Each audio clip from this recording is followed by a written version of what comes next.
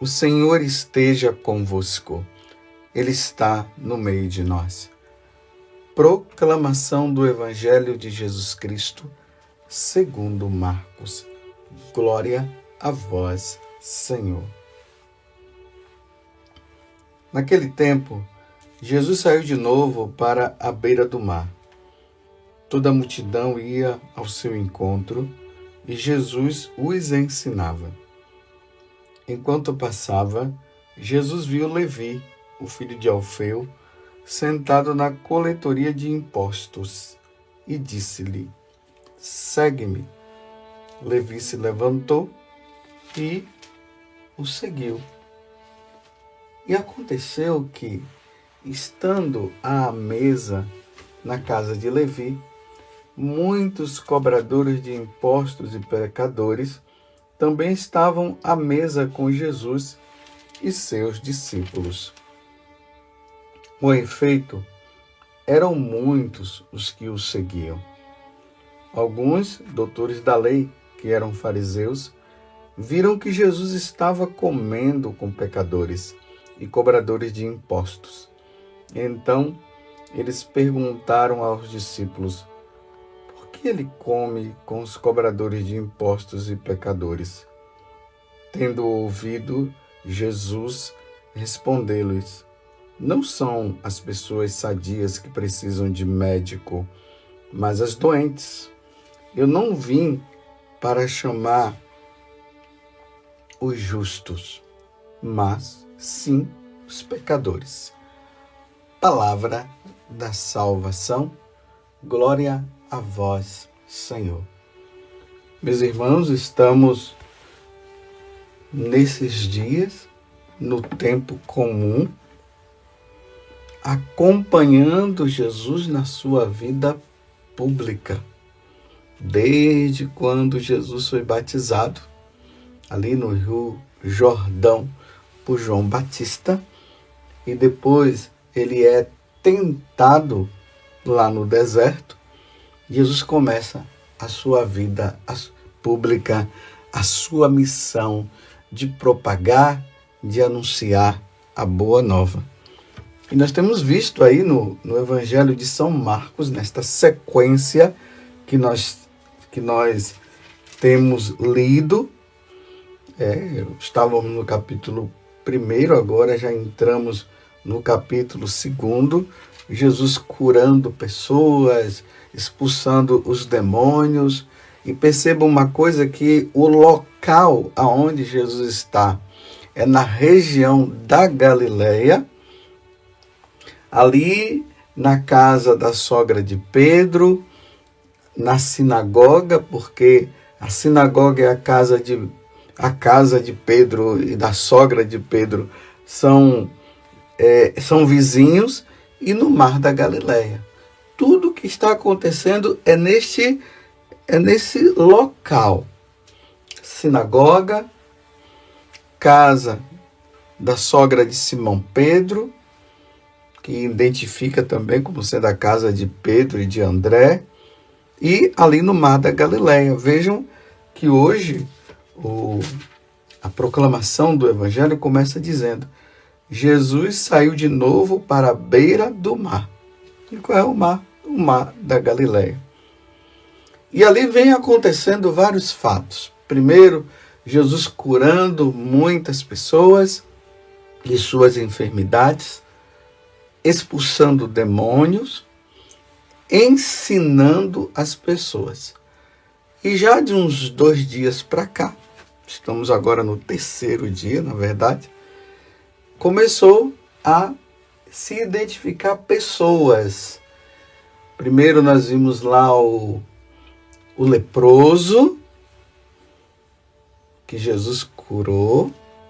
Depois o paralítico, que foi levado ali na casa da sogra de Pedro. E agora Levi, que depois vai se tornar o grande apóstolo Mateus e o evangelista também, porque ele escreveu também o evangelho de nosso Senhor Jesus Cristo, segundo São Mateus. Quem era Levi? aqui está dizendo, deixando bem claro, era um cobrador de impostos. Ele ficava ali na coletoria, recebendo o dinheiro que as pessoas, que os judeus eram obrigados a pagar. Aqueles impostos para César. E Levi não era fácil, não. Ele era corrupto. Ele pegava os impostos, recolhia e uma parte ficava para ele e a outra parte ele dava também. Dava para César.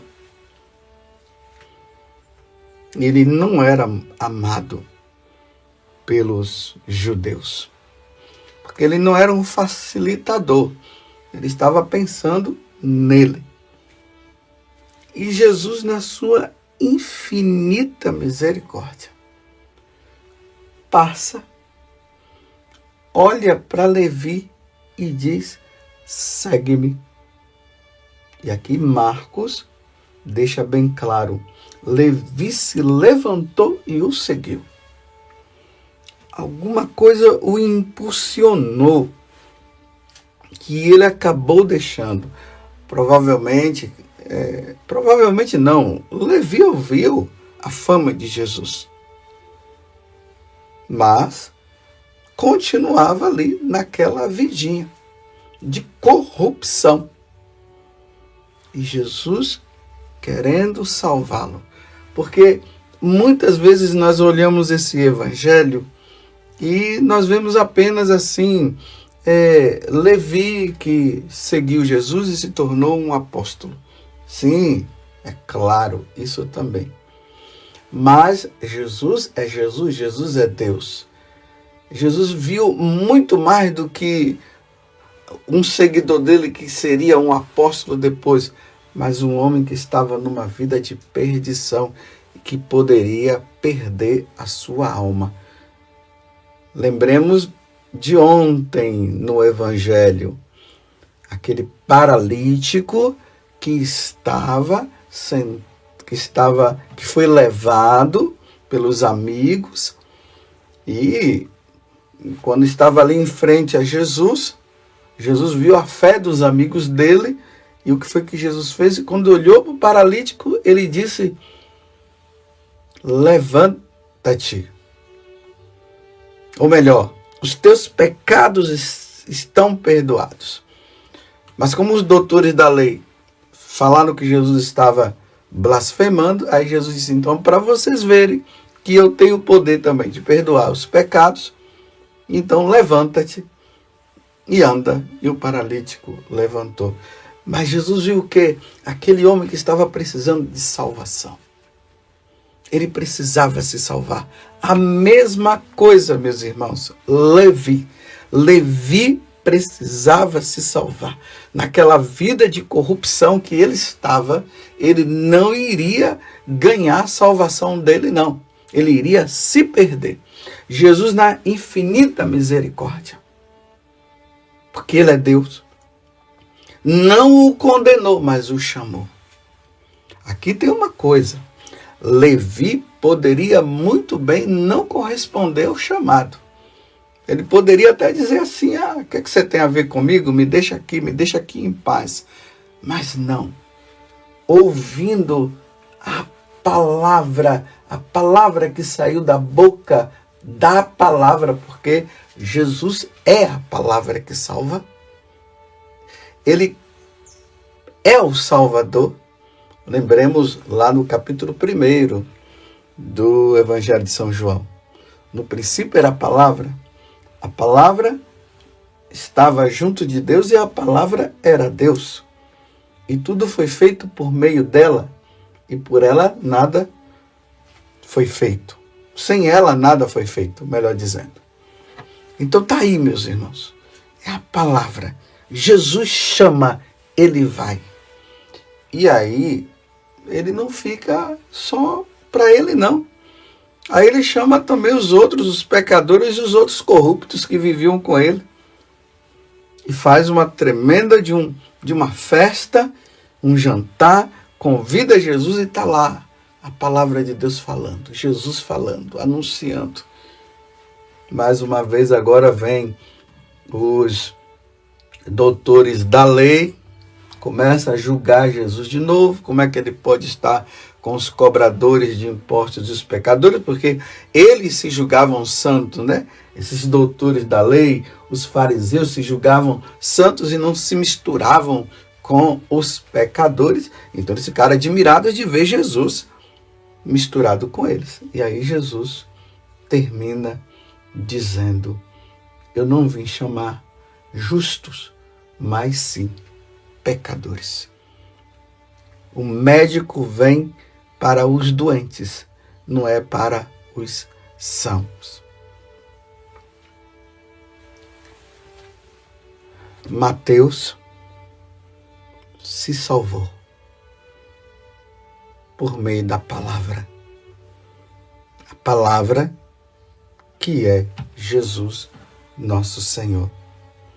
Até mesmo aproveitando a primeira leitura da carta aos Hebreus, capítulo 4, do versículo 12 a 16, lá vai dizer que a palavra de Deus, olha, a palavra de Deus, Jesus, é viva, eficaz e mais cortante do que qualquer espada de 2 gumes. Ela penetra até dividir a alma e espírito, articulações e medulas. Agora veja, ela julga os pensamentos e as intenções do coração. Jesus sabe, ele é a palavra. É ele que julga os pensamentos e as intenções do coração, porque ninguém mais consegue penetrar nos pensamentos do outro e muito menos no coração. Nós podemos deduzir as situações a partir, a partir do momento em que as pessoas vão agindo, vão fazendo. E muitas vezes nós podemos até julgar de forma até errada. Mas Jesus não. Ele é a palavra. Ele penetra. E essa palavra, ela julga os pensamentos e as intenções do coração. E não há criatura que possa ocultar-se diante dela. Nenhum ser humano pode se ocultar diante da palavra, diante de nosso Senhor, diante dos seus ensinamentos. Vou dizer uma coisa, não adianta se esconder não para pecar, porque pode ser que os seres humanos não vejam, mas Deus vê. Ninguém pode ocultar-se diante dela.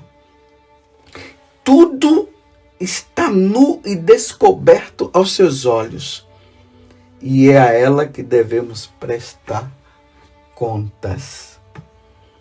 Um dia iremos prestar contas diante desta palavra que é Jesus e diante dos ensinamentos que ele nos trouxe.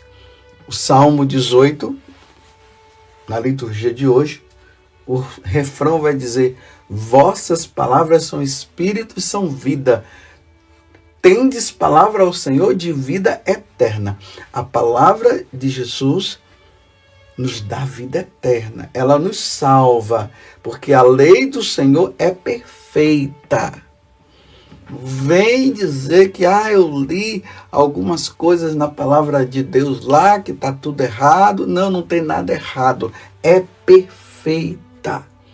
Ela conforta a nossa alma.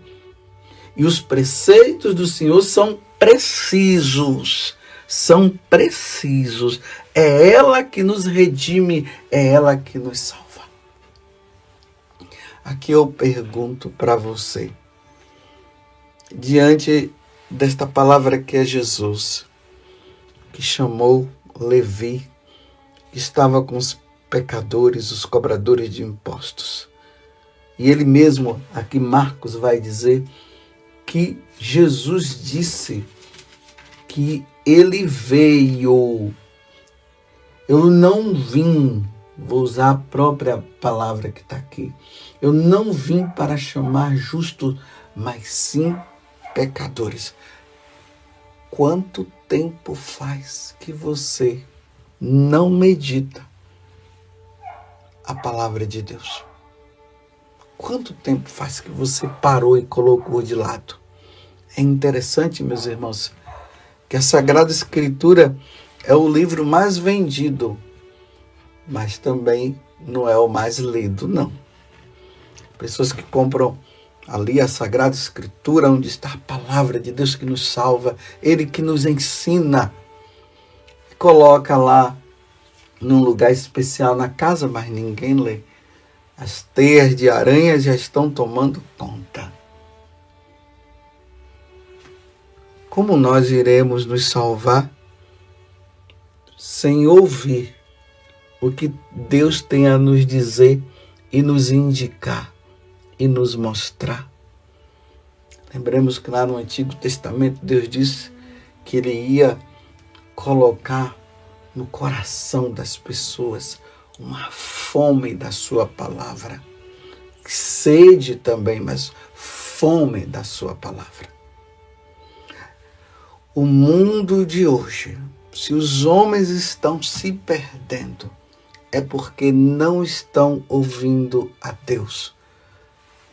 Não estão meditando a palavra que cura e que salva, que nos liberta das entranhas e das amarras do pecado e das garras de Satanás. Você tem lido a palavra de Deus? Seremos julgados por ela. Um dia quando Deus me chamar, eu que anuncio essa palavra, que na minha insignificância, mas com auxílio de Deus, eu ajudo você a compreender, mas eu ajudo você a compreender a partir daquilo que eu medito, que eu leio todos os dias. E ali, consultando os santos padres, que a igreja nos deixou como esse depósito da fé, eu medito para mim e depois medito e levo para você. Por eu ser sacerdote, eu tenho essa obrigação de ter que falar, de ter que anunciar. Você tem lido a palavra de Deus? E como eu estava falando antes, um dia, tudo que eu falei, tudo que eu ensinei, eu irei prestar contas a Deus do que eu vivi e do que eu não vivi. Peço muito a Deus a graça da fidelidade. Que Deus me dê a graça da fidelidade. Tem pessoas que por preguiça, ou até por medo de Deus, porque nós não devemos ter medo de Deus assim, não é nesse sentido. Ele diz, eu não vou ler não a palavra de Deus, porque lá vai começar a falar coisas que eu gosto de fazer e vai dizer que é para eu não fazer. Ignorância. Me desculpe, burrice. Não quer se salvar, não? Quer se perder? Está premeditando para depois, quem sabe, chegar diante de Deus. Eu não sabia. Não sabia o quê? Sabia sim. Não, você não quis e se escondeu, fugiu. Nós não podemos fugir da palavra.